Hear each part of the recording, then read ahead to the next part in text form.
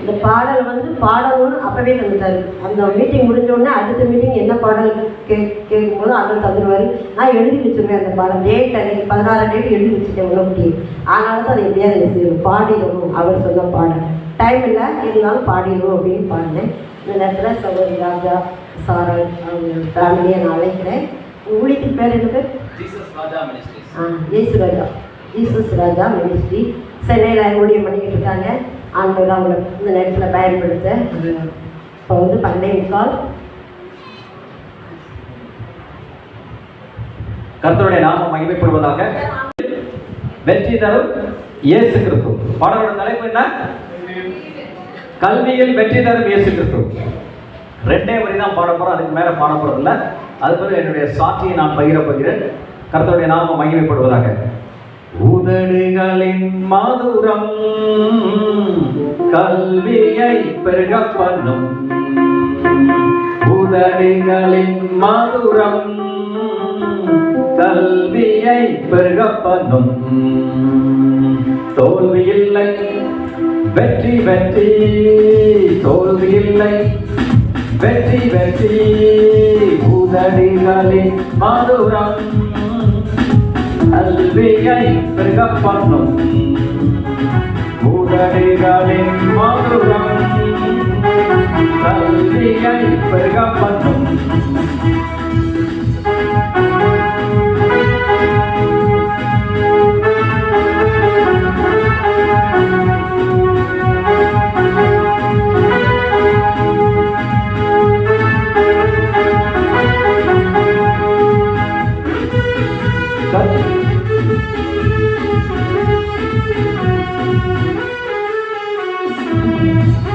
கர்த்தருக்கு பயப்படு, இயேசு ஞானத்தை தந்திடுவார். கர்த்தருக்கு பயப்படு, இயேசு ஞானத்தை தந்திடுவார். கொள்ளாப்புக்கு விளங்கிடு, இயேசு புத்தியை தந்திடுவார். கொள்ளாப்புக்கு விளங்கிடு, இயேசு புத்தியை தந்திடுவார். உதடுகளின் மதுரம் கல்வியை பெருக பண்ணும். உதடுகளின் மதுரம் கல்வியை பெருக பண்ணும்.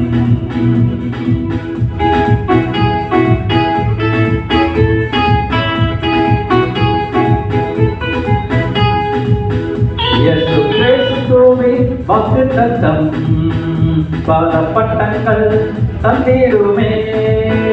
இயேசு கிறிஸ்துவின் வாக்குத்தத்தம் பல பட்டங்கள் தந்திடுமே. இயேசு கிறிஸ்துவை விசுவாசித்தால் நாம் கல்வியில் வெற்றி பெறலாம். இயேசு கிறிஸ்துவை விசுவாசித்தால் நாம் கல்வியில் வெற்றி பெறலாம். உதடுகளின் மதுரம் கல்வியை பெருக பண்ணும். உதடுகளின் மதுரம் கல்வியை பெருக பண்ணும். ஹல்லேலூயா.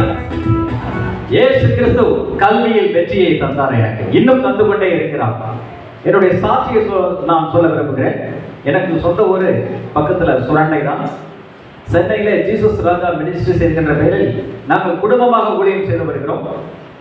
நான் கல்லூரியில் படித்துக் கொண்டிருந்த பொழுது திரைப்படங்களை பார்ப்பது, நண்பர்களுடன் ஊர் சுற்றுவது, இது போன்ற காரணத்தால் கல்வியில் படுதோல்வி அடைந்தேன். பிஃபார்ம் 1வது ஆண்டில் 3 சப்ஜெக்ட் அரியர், 2வது ஆண்டில் 5 சப்ஜெக்ட் அரியர், 3வது ஆண்டில் 3 சப்ஜெக்ட் அரியர். இந்த பயோ கெமிஸ்ட்ரி சப்ஜெக்ட்ல 4 முறை எழுதிய தோல்வி. என் வாழ்க்கை முழுவதும் தோல்வி தோல்வி தோல்வி தோல்வி தோல்வி தோல்விதான். என்னுடன் படித்த மாணவர்கள் சொல்வார்கள், உன்னால் 1 டிகிரி கூட பாஸ் பண்ண முடியாது என்று. கல்லூரி பேராசிரியர் சொல்வார்கள், உன்னால் 1 டிகிரி கூட பாஸ் பண்ண முடியாது என்று. எங்க காலேஜ் பிரின்சிபால் எங்க வீட்டுக்கு ஒரு லெட்டர் போட்டு அந்த போஸ்ட் கார்டில் உங்க பையன் சரியா படிக்கலன்னு சொன்னாங்க. கடைசியில் எங்க அப்பா வந்து ஒரு முறை வாய்ப்பு கொடுங்க என்று கேட்ட அந்த சமயத்தில் கர்த்தர் கிருபையினால மீண்டும் படிக்கிற ஒரு வாய்ப்பு அந்த சமயத்தில் நான் வாழ்வதா சாவதா என்கின்ற எண்ணம் எனக்கு வந்தது. அப்பொழுதுதான் கிறிஸ்து இயேசுவின் சுவிசேஷம் எனக்கு அறிவிக்கப்பட்டது. நீதிமொழிகள் 28:13 படி தன் பாவங்களை மறைக்கிறவன் வாழ்வடைய மாட்டான், அவைகளை அறிக்கை செய்து விட்டுவிடுகிறவனை இரக்கம் பெறுவான் என்ற வார்த்தையின்படி, ஆண்டவரே நான் ஒரு பாவி, நான் செய்த பாவத்தை மன்னியும், நான் செய்த அக்கிரமத்தை மன்னியும் என்று இயேசு கிறிஸ்துவிடம் கேட்டபோது இயேசு கிறிஸ்து என் பாவத்தை மன்னித்தார், என் சாபத்தை நீக்கிறார்.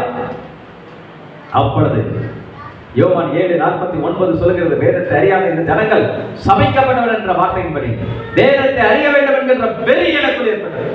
பரிசுத்த வேதாகமத்தை ஆதியாகமம் முதல் வெளிப்படுத்துதல் வரை 7 நாட்களில், ஆதியாகமம் முதல் வெளிப்படுத்துதல் வரை 41 நாட்களில் பரிசுத்த வேதாகமத்தை வாசித்து படிக்க ஆண்டவர் இயேசு கிறிஸ்து கிருபை செய்தார். அந்த நேரத்தில் இயேசு கிறிஸ்துவிடம் கேட்டேன், ஆண்டவரே நான் படிப்பறிவு இல்லாமல் இருக்கிறேன், ஞானம் இல்லாமல் இருக்கிறேன், இந்த PhD படிப்பு வேண்டும் என்று கேட்டேன். டிகிரி பாஸ் பண்ணணும்னு கேட்கல. உடனே அந்த நாளில் என்னுடைய டைரியில ஆண்டவர் இயேசு கிறிஸ்து ஒரு வாக்குத்தத்தத்தை கொடுத்தார். சங்கீதம் 37:4 மூலமாக, கர்த்தரிடத்தில் மனமகிழ்ச்சியாக இரு, அவர் உன் இருதயத்தின் வேண்டுதல்களை உனக்கு அருள் செய்வார். Delightful yourself also in the Lord and He shall give you the desires of thy heart. இந்த வசனத்தின் மூலமாக என்னோட பேசினார். இயேசு கிறிஸ்து எனக்கு சொன்னதை செய்தாரா? என்னாகமம் 23:19 சொல்கிறது, பொய் சொல்ல தேவன் மனிதன் அல்ல, மனமாற தேவன் மனுபத்திரரும் அல்ல, அவர் சொல்லியும் செய்யாதிருப்பாரா, அவர் வசனத்தையும் நிறைவேற்றாதிருப்பாரா? Jesus is the Lord of walked it all. இயேசு கிறிஸ்து சொல்கிறதை செய்கிறவர் என்பதை என் வாழ்க்கையில் நிரூபித்து காட்டினார். பிஃபார்ம் டாக்டர் எம்ஜிஆர் மெடிக்கல் யூனிவர்சிட்டியில் பாஸ் பண்ண கிருபை செய்தார். MBA இன்டர்நேஷனல் பிசினஸ் அழகப்பா யூனிவர்சிட்டியில் பாஸ் பண்ண கிருபை செய்தார். PhD இன் பிசினஸ் அட்மினிஸ்ட்ரேஷன், எந்த லஞ்சமும் இல்லை, எந்த ரெக்கமெண்டேஷனும் இல்லை, உயர்கல்வி அமைச்சர் கையால் அவார்டு வாங்க தேவன் கிருபை செய்தார். இன்றைக்கு உங்கள் மத்தியில் டாக்டர் ராஜாவாக இருக்கிறேன். இதற்கு மேல ஜோசியக்காரர் என்ன சொன்னா, ஜாதகத்தில் 7 இருக்கு, 1 டிகிரி கூட பாஸ் பண்ண முடியாது. கைரேகைக்காரர் என்ன சொன்னா, படிப்பு கட்டாயம் இருக்கிறேன். ஆனால் இயேசு கிறிஸ்து எனக்கு பல பட்டங்களை கொடுத்திருக்கிறார். பிஃபார்ம், MBA, PhD, அதுக்கு மேல போஸ்ட் டாக்டரல் ஃபெலோஷிப், அதுக்கு 26 பேர் இன்டர்வியூ அட்டெண்ட் பண்ணாங்க. கர்த்தர் என்னை தான் தேர்ந்தெடுத்தார். MA கிறிஸ்டியன் ஸ்டடி படிக்க கிருபை செய்தார், MA இங்கிலீஷ் படிக்க கிருபை செய்தார், MA போலீஸ் அட்மினிஸ்ட்ரேஷன்ல கவர்னர் கையால் யூனிவர்சிட்டி ரேங்க் ஹோல்டர் அவார்டு வாங்க தேவன் கிருபை செய்தார். இது கர்த்தருடைய நாமம் மகிமைப்படுவதாக. அதோடு மாத்திரமல்ல, எந்த கல்லூரியில் அவமானப்பட்டனோ, எந்த கல்லூரியில் தூக்கி எறியப்பட்டனோ, அதே கல்லூரி 55th national pharmacy week celebration 2026 என்னை சீஃப் கெஸ்டாக வராமல் இருந்தது. எந்த இடத்தில் அவமானப்பட்டனோ அதே இடத்தில் என்னை தேவன் உயர்த்தினார். ஜோசியக்காரர் சொன்னா 1 டிகிரி கூட பாஸ் பண்ண முடியாது, கைரேகைக்காரர் சொன்னா படிப்பு ரேகை கட்டாயம் இருக்குது. ஆனா இயேசு கிறிஸ்து பல பட்டங்களை கொடுத்திருக்கிறார். இன்னைக்கு நான் நிறைய தேவாலயங்களை நான் பிரசன்னம் செய்கிறேன். நிறைய கல்வி ஸ்தாபனங்களில் கல்வி வளர்ச்சி நிகழ்ச்சி, ஆசிரியர்கள் மற்றும் பேராசிரியர்களுக்கான நிகழ்ச்சி, இது போன்ற காரியங்களில் கலந்து கொண்டு அநேக கல்வி நிகழ்ச்சிகளையும் நடத்தி கொண்டிருக்கிறேன். கர்த்தர் தாமே இந்த செய்தியை ஆசீர்வதிப்பாராக. இப்பொழுது நேரம் கருதி எனது மனைவி சாரால் ராஜா அவர்கள் உங்கள் மத்தியில் பேசுவார்கள். கர்த்தருடைய வார்த்தையை பிரசங்கம் செய்வார்கள்.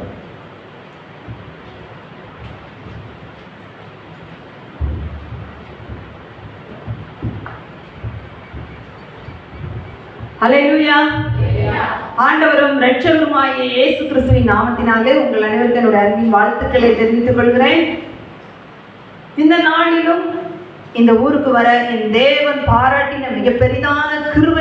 தன் மேல் வஸ்திரத்தை தூக்கி எறிந்தானோ அதே போல நமக்கு உண்டான பலவீனங்களை நாம தூக்கி எறிவோம். இரவும் பகலும் அவர் சமூகத்துல முழங்கால் போடுவோம். கர்த்தருடைய வேதத்தை ருசிப்போம். அவருடைய வார்த்தையை நம்ம இருதயத்துல காத்துக்கொண்டு அவரை நோக்கி கூப்பிடுங்க. உங்க ஒவ்வொரு கேள்விக்கும் அவர் பதில் கொடுப்பார். நீங்கள் உங்க குடும்பத்திற்கும் உங்கள் சபைக்கும் உங்கள் ஊருக்கும் ஆசீர்வாதமாய் இருப்பீர்கள். கர்த்தர் தாமே உங்களை மென்மேலும் ஆசீர்வதிப்பாராக. ஆமென். கண்களை மூடி ஒரு நிமிஷம் ஜெபிப்போம். சர்வ வல்லமையுள்ள ஆண்டவரே, அப்பா, உம்முடைய அளவற்ற அன்பிற்காகவும் கிருபைகளுக்காகவும் உம்முடைய பாதங்களை நாங்கள் முத்தமிடுகிறோம்.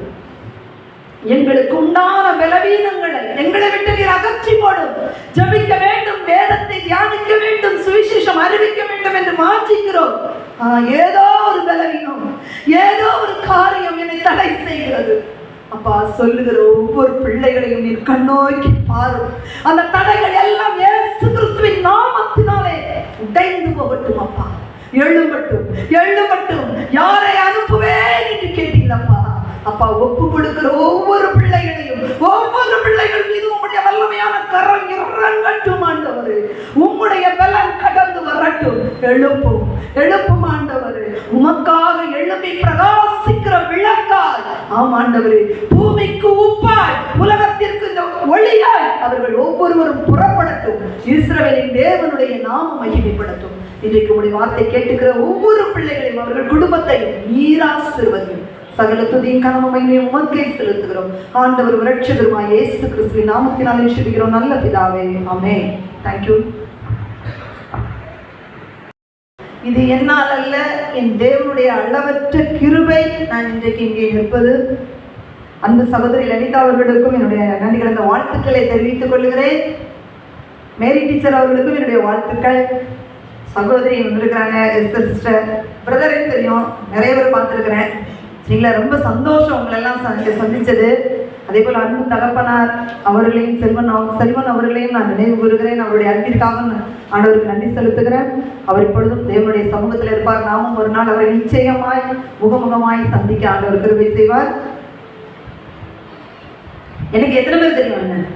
என்ன தெரியுமா? நிறைய பேர். ரொம்ப சந்தோஷம். ஒரு 15 நிமிஷம் தான், சரிங்களா? மார்க் 10வது அதிகாரத்துல 46வது வசனம் முதல் 52 வரை நான் சொல்றேன் என்ன காரியம், சரிங்களா? எல்லாருமே தெரிஞ்ச காரியம் தான். எரிகோ பட்டணத்திற்குள் ஆண்டவரும் சீசரும் போகிறார்கள். அங்கே பர்திமேயு என்கிற ஒரு குருடன் இருக்கிறான். அந்த குருடன் என்ன செய்வான்? பிச்சை எடுத்துக்கொண்டு இருக்கிறான். கூட்டமாய் இயேசுவை பின்தொடர்ந்து ஜனங்கள் போய்கொண்டு இருக்கிறார்கள். அப்பொழுது அந்த குருடன் பார்க்கிறான், யார் போகிறா என அவனால் பார்க்க முடியாது. கேள்விப்படுகிறான், இரட்சகராகிய இயேசு கிறிஸ்து போகிறார் என்பதை அவன் கேள்விப்படுகிறான். முதலாவது கேள்விப்பட்டு உடனே அவன் கூப்பிடுகிறான். எப்படி கூப்பிடுகிறான்? தாவீதின் குமாரனே எனக்கு இறங்கும் என்று சொல்லுகிறான்.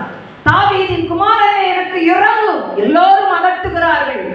அப்பொழுது அவன் முன்னிலும் அதிகமாய் கூப்பிடுகிறான், தாவீதின் குமாரனே எனக்கு இறங்கும் என்று சொல்லுகிறான். அப்பொழுது ஆண்டவர் நிற்கிறார் என்று அவனை அழைத்து வர சொல்லுகிறார். திடன்கொள், எழுந்திரு, அவர் உன்னை அழைக்கிறார் அப்படி என்று சீசர்கள் கூப்பிடுகிறார்கள். உடனே தன் மேல் வஸ்திரத்தை எறிந்துவிட்டு அவன் ஆண்டவரிடத்தில் போகிறான்.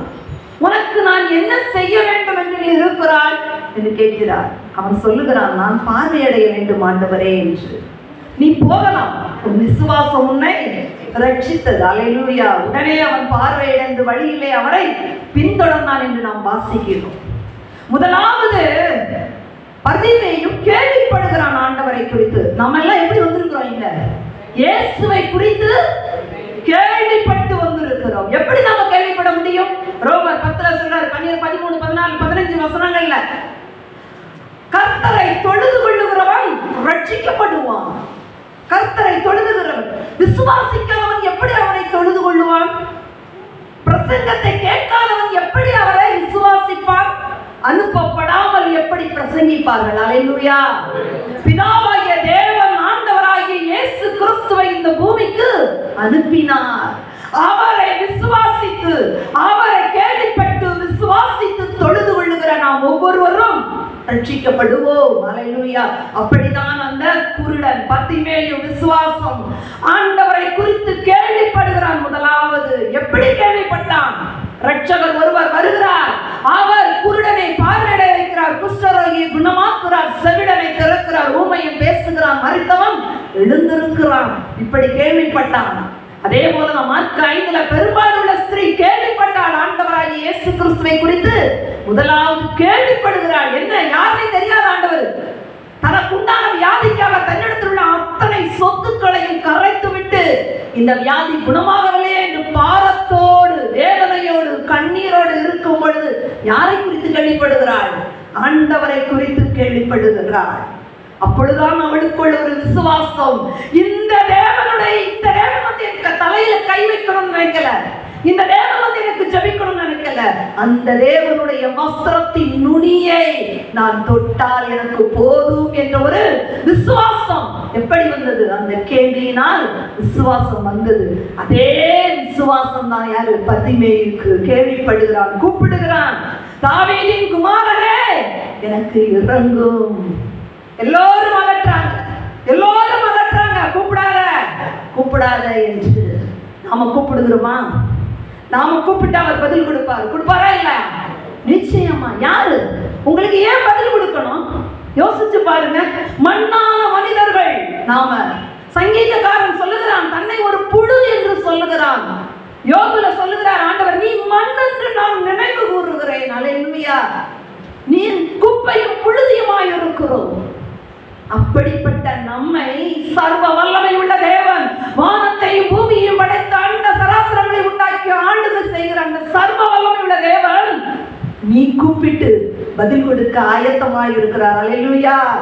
கூப்பிட நாம ஆயத்தமா? பரதிமேல் கூப்பிட்டான், நாம கூப்பிட்டா பதில் கொடுப்பார். நிச்சயமா நமக்கு பதில் கொடுப்பார். கூப்பிடாத கூப்பிடாத அதட்டினார்கள். இன்றைக்கும் நாம கூப்பிடும் போது உலக வேலை நம்மளை அழுத்தி போடுது. குடும்ப காரியம், நம்முடைய கஷ்டங்கள், பாவங்கள், வேதனைகள் கூப்பிடாத கூப்பிடாத என்று நம்மளை அமுக்கி போடுது. ஆனாலும் நீங்க என்ன செய்யணும்? குருடன் முன்னிலும் அதிகமாய் கூப்பிட்டான். முன்னிலும் அதிகமாய் நாம பலத்தோட, நாம முழு இருதயத்தோட, முழு சிந்தனையோட ஆண்டவர் கூப்பிடும் பொழுது அவர் பதில் கொடுக்க ஆயத்தமாய் இருக்கிறார். சங்கீதம் 145:18 சொல்றாரு, கூப்பிடு கர்த்தர் தம்மை நோக்கி கூப்பிடுகிற யாவருக்கும், உண்மையாய் கூப்பிடுகிற யாவருக்கும் அவர் தூரத்துல இல்ல. ஐயோ நான் பூமியில இருக்கிறேன், அவர் பரலோகத்துல இருக்கிறார், என் சத்தம் அங்கே போகுமா, எட்டுமா அவருடைய சன்னிதானத்தை? நினைக்க வேண்டாம். நீ உண்மையா கூப்பிட்டா உனக்கு அடுத்து இருக்கிறார். அல்லேலூயா. இதோ நான் இருக்கிறேன், அல்லேலூயா என்று நான் உனக்கு பதில் கொடுப்பேன். உன் ஆபத்து காலத்தில் என்னை நோக்கி கூப்பிடு, நான் உன்னை விடுவிப்பேன், நீ என்னை மகிமைப்படுத்துவாய். அல்லேலூயா. அப்படிதான் அந்த பரிமேயும் உத்தம இருதயத்தோட உண்மையோட, எனக்கு விடுதலை வேணும், நான் பார்வையட வேண்டும், நான் இந்த குறையோட, இந்த பலவீனத்தோட இந்த பூமியில வாழ்ந்து மடிந்து போக விரும்பவில்லை. நமக்கு எவ்வளவோ பாடுகள், எவ்வளவோ கஷ்டங்கள். இன்றைக்கு குறைகள் இல்லாத மனுஷன் கிடையாது, கண்ணீர் இல்லாத குடும்பம் கிடையாது. ஏதோ ஒரு காரியத்தை குறித்து நம்ம கலங்கி தவித்துக் கொண்டு இருக்கிறோம். என் சத்தத்திற்கு ஆண்டவர் பதில் கொடுப்பாரா? நிச்சயமாய் நிச்சயமாய் கொடுக்க அவர் ஆயத்தமாய் இருக்கிறார். கூப்பிட நாம ஆயத்தமா? அதுதான் இரவும் பகலும் கூப்பிடு. லூக்கா 17 சொல்றாரு, இடைவிடாம கூப்பிடு என்னை நோக்கி, இரவும் பகலும் நீ என்னை நோக்கி கூப்பிடு, நிச்சயமாய் நான் உனக்கு பதில் கொடுப்பேன் என்று ஆண்டவர் சொல்லுகிறார். அல்லேலூயா.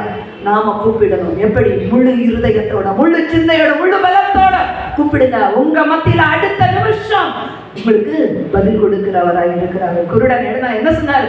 அழைச்சிட்டு வான்னு சொன்னாரு. முதல்ல வந்து சொன்னாங்க, திடன்கொள் திடன்கொள், எழுந்திரு, அவர் உன்னை அழைக்கிறார். ஏசாயா 35வது அதிகாரத்துல 4வது வசனத்துல ஆண்டவர் சொல்லுகிறார், மனம் பதறுகிறவர்களை பார்த்து சொல்லுகிறார், பயப்படாதிருங்கள், திடன்கொள். யாருக்கு பயம்? மனம் பதற, எந்த காரியத்தை குறித்தும் பயப்படுற, பதறாத பதறாத, திடன்கொள், பயப்படாத பயப்படாத. இதோ உங்கள் தேவன் நீதியை சரிகட்டவும், உங்கள் தேவன் உங்களுக்கு பதிலளிக்கவும் வருவார். அவர் வந்து உங்களை ரட்சிப்பார். அல்லேலூயா. வருவார். அவர் வராரு, நீதியை சரிகட்டதுக்கு வராரு, உனக்கு பதில் கொடுக்க வராரு. நீ பயப்படாத. அவர் வந்து ரட்சிப்பார். உன் பணம் ரட்சிக்காது, உன் அதிகாரம், உன் அந்தஸ்து, உன் வேலை, உன் உறவு, உன் பிள்ளை உன்னை ரட்சிக்காது. இஸ்ரவேலின் தேவன் வானத்தை பூமியை உண்டாக்கின அந்த ரட்சகர், இன்றைக்கு நமக்கு சுவாசத்தை கொடுத்த என் ஆண்டவராகிய இயேசு கிறிஸ்து நம்மளை ரட்சிக்க வல்லமை உள்ளவராய் இருக்கிறார். அந்த விசுவாசம் நமக்குள்ள இருக்கணும். எப்பொழுது? மரண பரியந்தமும் இருக்குமே. ஆனால் நிச்சயமாய் எல்லா இக்கட்டுகளில் இருந்தும், எல்லா பொல்லாப்புகளில் இருந்தும், எல்லா துக்கங்களில் இருந்தும் கர்த்தர் நம்மளை விடுவிக்க வல்லவராய் இருக்கிறார். ஆகையால் அவர் கூப்பிடுறார், அழைக்கிறார், உன்னை அழைக்கிறார். குருடன் பார்த்து சொல்றாங்க, உன்னை அவர் அழைக்கிறார். எங்கே அழைக்கிறார்? ஏசாயா 6வது அதிகாரத்துல 8வது வசனம் மிக அற்புதமான ஒரு வார்த்தை போடப்பட்டுள்ளது. பின்பு யாரை நான் அனுப்புவேன், நமது காரியமாய் யார் போவான் என்று உரைக்கிற ஆண்டவருடைய சத்தத்தை கேட்டேன். அதற்கு இதோ அடியேன் இருக்கிறேன், என்னை அனுப்பும் என்று ஏசாயா தீர்க்கதரிசி சொல்லுகிறார். பாருங்கள், ஆண்டவர் கேட்கிறாரு, என் காரியமா யார் போவா? யாரை நான் அனுப்புவேன்? எவ்வளவு என்று உரைக்கிற ஆண்டவருடைய சத்தம் எவ்வளவு கெஞ்சி கேட்கிறாரு. ஐயோ, எனக்கு ஊழியம் செய்வதற்கு ஆள் இல்லையே, என் ஜனங்கள் எல்லாம் பாவத்தில் கிடக்கிறார்களே, மனம் பதறிக் கொண்டிருக்கிறார்களே. கதறுகிறார் ஆண்டவர். யாரை நான் அனுப்புவேன்? யாரை நான் தேடுவேன்? எங்கே போய் தேடுவேன்? ஏசாயா சொல்கிறார், இதோ அடியேன் இருக்கிறேன், என்னை அனுப்பும். நம்ம எத்தனை பேர் ஆயத்தமாக இருக்கிறோம்? எத்தனை பேர் ஆயத்தமாக இருக்கிறோம்? போதும், நான் ஆலயத்துக்கு சண்டே ஒரு நாள் வந்தா போதும், இந்த நினைவு வேண்டாம் நமக்கு. ஆண்டவர் கேட்கிறார், நாம் ஆண்டவர் கேட்கிறோம் தானோ, ஆண்டவரே என் பிள்ளைக்கு அதை கொடு இதை கொடுங்க. அவர் கேட்கிறாரு, என் ஜனத்தை பாத்தியா நீ பாத்தியா? நீ எதுக்கெல்லாம் அழிந்து போகிற உலக பொருளுக்காக நீ தவிச்சுக்கிட்டு இருக்கிற, ஆனா என் அழிந்து போகிற ஆத்துமாக்களுக்காக நான் பதறி கொண்டிருக்கிறேன் ஆண்டவர் கேட்கிறார். அல்லேலூயா. அந்த வாரம் அதான் சொல்றாரு, ஒருவன் என்னை பின்பற்ற விரும்பினால் அவன் தன் சிலுவை எடுத்துக்கொண்டேனே பின்பற்றி வரக்கடன். அவருக்கு இருந்த வாரம் என்ன? எல்லா ஜனங்களும் ரட்சிக்கப்படணும், எல்லாரும் சத்தியத்தை அடைய வேண்டும் என்கிற ஒரு பாரம் அவருக்குள்ள இருந்தது. அந்த பாரம் இன்னைக்கு நமக்குள்ள இருக்குதா? நமக்குள்ள இருக்கணும். என்னை பொறுத்தவரை நான் இங்க கீழப்பாவூர்ல பிறந்திருக்கிறேன். என்னை பொறுத்தவரை நான் நினைக்கிறேன், எந்த ஊர் பட்டணத்துல அதிகமாக விக்கிரம கோயில் இருக்குன்னு நான் நினைக்கிறேன். இந்த ஊர்ல தான், இந்த ஊர்ல இருக்கிற மாதிரி எந்த ஊர்லயும் நான் பார்த்தது கிடையாது. மாசம் மாசம் ஒவ்வொரு மாசம் திருவிழா கொண்டாடுறாங்க. ஊரை சுத்தி ஃபுல்லா விக்கிரக கோட்டைகள். காரணம் யாரு?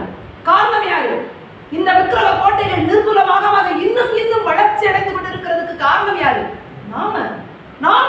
நான் பலவீனமா இருக்கிறேன், என் ஆண்டவருக்குள்ளே என் முடங்கால் முடங்கவில்லை, அதனால்தான் இந்த ஊர் இப்படி இருக்கிறது. இந்த பாரம் நமக்கு வேணும். நான் சரியில்லை. ஆண்டவர் கேட்கிறார், நான் யார் அனுப்புவேன்? யார் போவா என் காரியமா? அல்லேலூயா. அந்த பாரம் வேணும். ஆண்டவர் துடித்துக் கொண்டிருக்கிறார். இந்த ஜனங்களுடைய ஆத்துமாவுக்காக அவர் கதறிக் கொண்டிருக்கிறார், கண்ணீர் விட்டுக் கொண்டிருக்கிறார். இந்த பட்டணத்திற்குள் ஒவ்வொரு தெருவிலும் ஒவ்வொரு சபை ஸ்தாபிக்கப்பட வேண்டும்.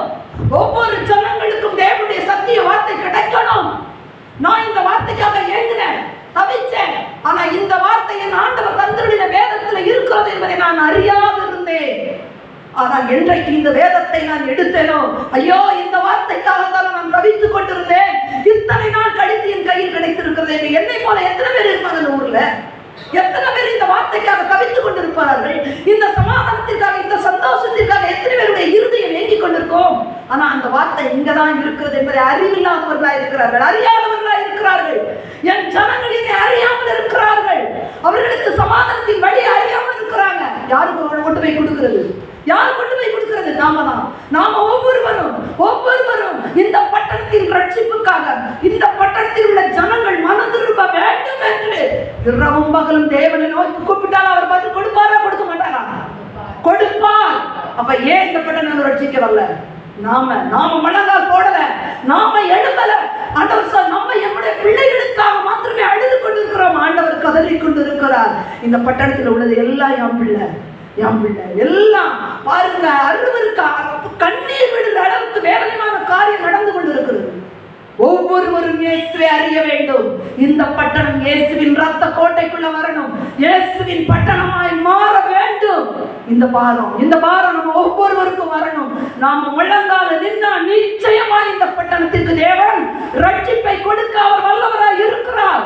அவர் மன்னிக்கிறதற்கு தயை பெருத்து இருக்கிறார். அல்லேலூயா. அதான் கேட்கிறார், யாரை நான் அனுப்புவேன்? நாம் ஒவ்வொருவரும் சொல்லணும், ஆண்டவரே நான் ஆயத்தமாய் இருக்கிறேன், சுவிசேஷத்தை கொண்டு சேர்ப்பதற்கு, இந்த விக்கிரக கோட்டைக்கு எதிராக திறப்பின் வாசலில் ஜெபிப்பதற்கு எனக்கு நீர் பலத்தை கொடு, என்னை நீர் அபிஷேகம் பண்ணும், என்னை அனுப்பும். நிச்சயமாய் ஆண்டவர் கிரியை செய்வார். நாம எழும்பாம இருக்கிறோம். எவ்வளவு ஒரு வேதனைக்குரிய ஒரு காரியம். குருடன்கிட்ட சொன்னாங்க, திடங்கள் எழுதுரு, அவர் உன்னை அழைக்கிறார். அவன் எதுவுமே செய்யல. உடனே என்ன சொன்னான்? தன் மேல் வஸ்திரத்தை தூக்கி எறிந்து விட்டு உடனே புறப்பட்டு சொன்னான். தன்னுடைய பழைய பாவங்களை, அந்த அக்கிரம கிரியைகளை எல்லாம் தூர எறிந்தான். நாமளும் தூர எரிஞ்சிட்டு என் ஆண்டவர் கூப்பிடுறாரு. அவருக்கு பின்னாடி நான் போறேன். ஆண்டவரே போறேன். கேட்டான். ஆண்டவர் கேட்டார், உனக்கு நான் என்ன செய்ய வேண்டும்? அவருக்கு தெரியாதா குருடனை பார்வையை செய்ய வேண்டும்? தெரிந்தாலும் கேட்கிறார், உனக்கு நான் என்ன செய்ய வேண்டும்?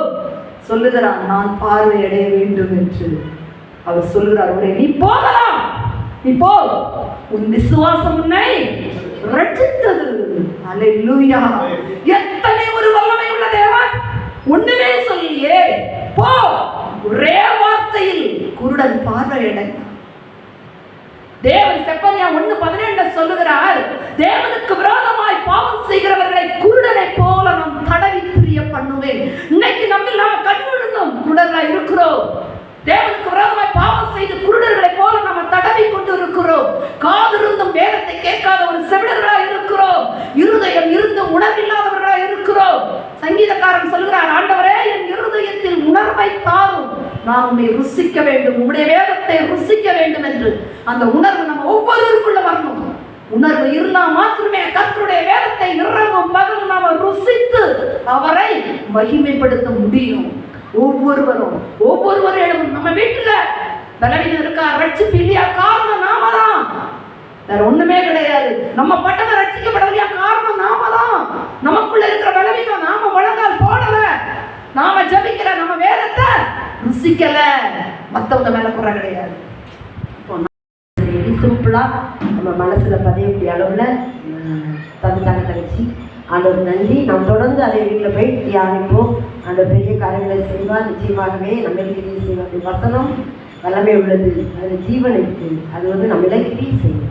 இந்த நேரமும் சகோதரி புனிதா அவங்களை அழைக்கிறேன். அவங்க ஒரு மணி நேரம் செய்திருக்கீங்க.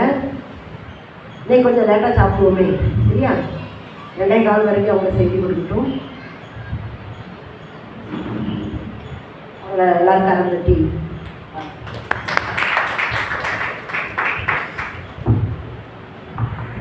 பத்திமையும் போலும் என்ன செய்யணும்?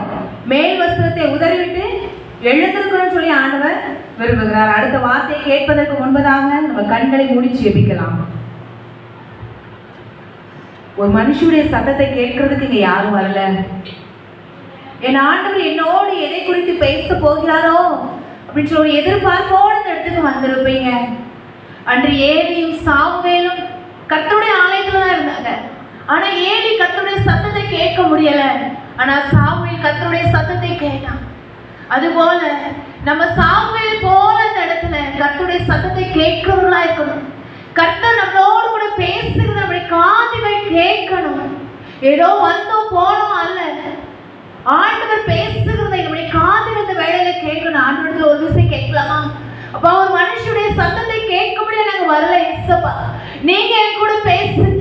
என் இருதயத்தில் இருக்கிற ஏக்கங்கள், விருப்பங்கள், எண்ணங்கள் எல்லாவற்றையும் குறித்து நீங்க என்னோடு கூட இடைபடுங்க ஆண்டவரேன்னு சொல்லி கர்த்தரை நோக்கி ஒரு விஷயம் பார்க்கலாமா?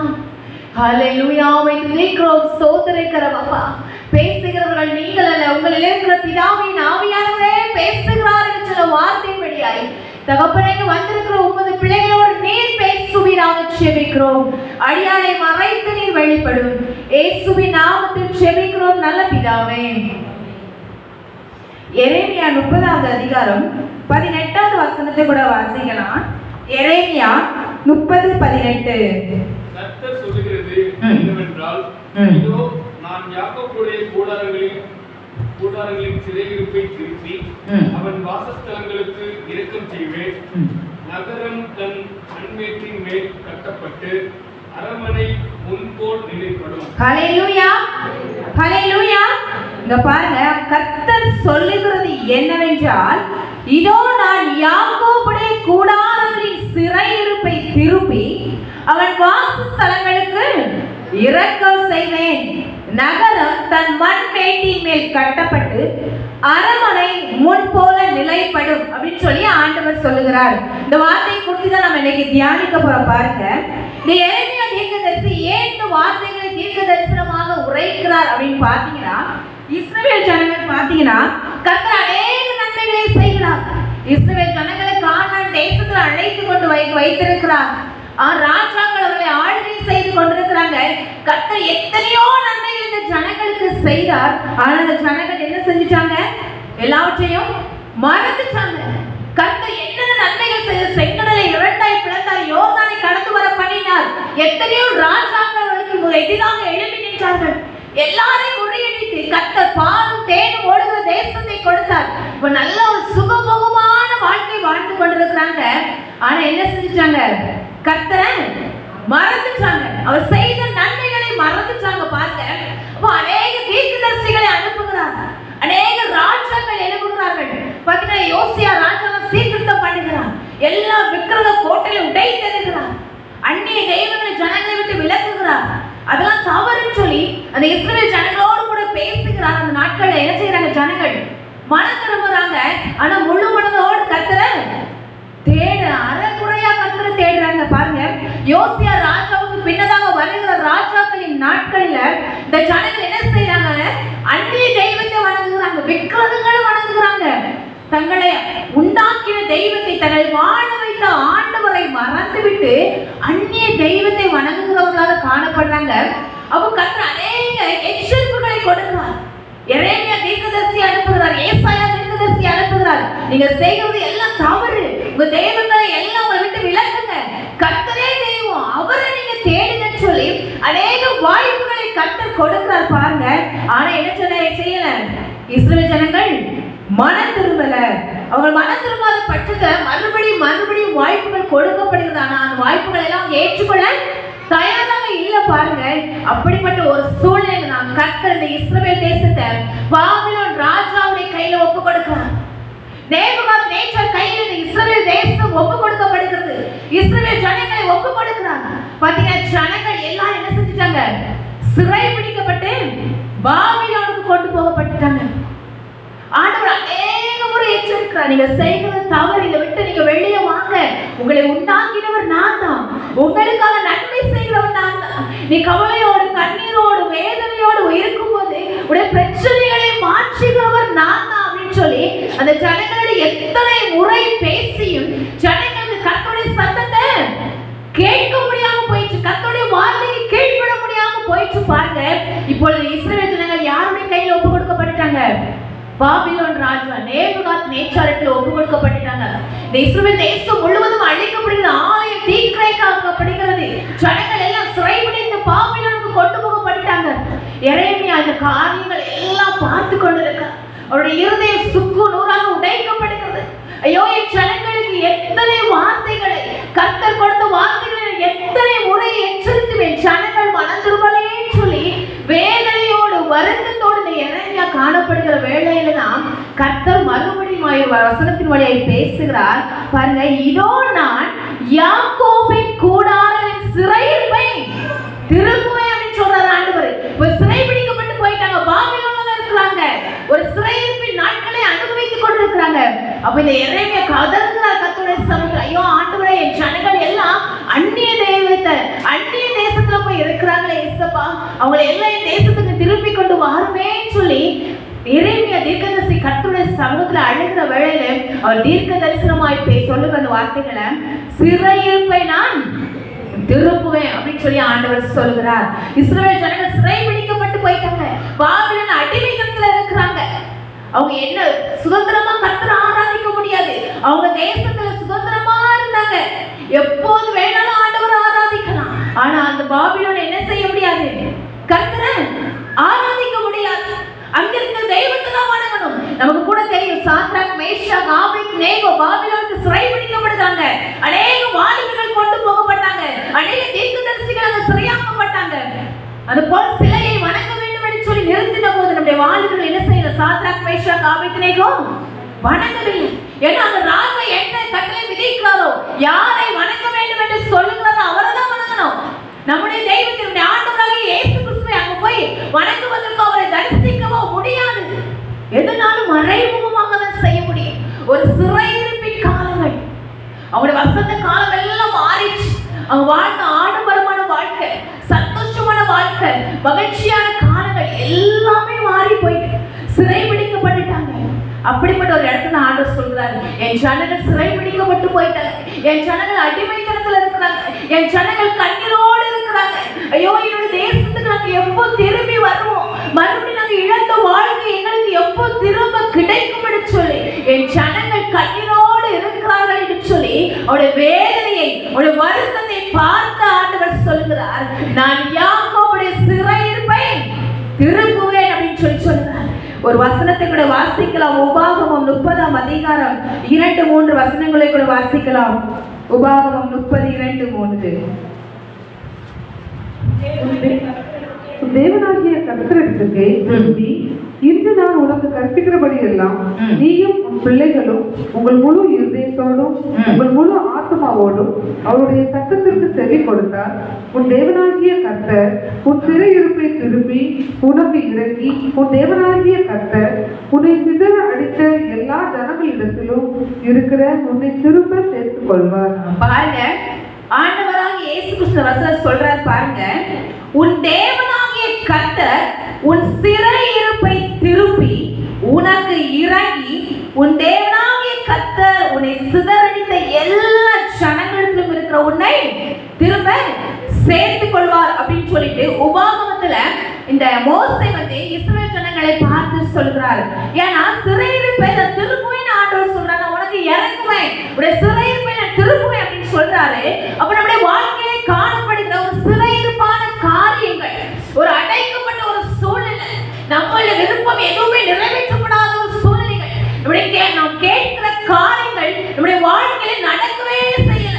எந்த காரியம் கேட்டதுக்கு ஆப்போசிட்டா நடக்குது. நான் விரும்புகிற காரியம் வாழ்க்கையில் நடக்கல, என் பிள்ளைகளுடைய வாழ்க்கையில் நடக்கல, என்னுடைய சரீரத்தில் எனக்கு நல்ல நான் பலத்தை விரும்புகிறேன், ஆனா நான் விரும்புகிறது எனக்கு கிடைக்கலன்னு சொல்லி நம்ம விரும்புகிற காரியங்கள் எதுவுமே கிடைக்காமல், நம்ம விரும்பாத காரியங்கள், நம்ம நொறுக்குதல், நம்முடைய வேண்டுதல்கள் எல்லாம் நிறைவேற்றப்படாம எல்லாமே அப்படி மறக்கப்பட்ட ஒரு சூழ்நிலை நம்ம இருக்கிறோம்னு சொன்னா, கர்த்தர் சொல்றாரு, நான் உன் சிறையிருப்ப உனக்கு இந்த நாளில் என்ன செய்வேன், நான் திருப்புவேன்.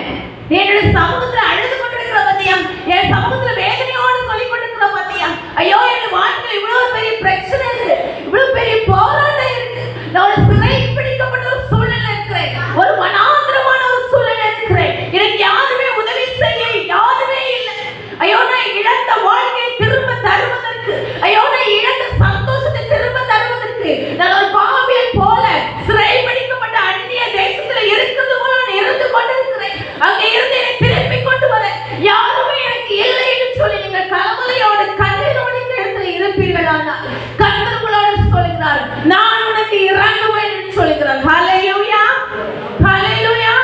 நீங்க நினைக்கலாம், ஐயோ இந்த இடத்துல நீ மீட்டுக் கொண்டு வர யாராலையும் முடியாது, யாரும் எனக்கு உதவி செய்ய முடியாது.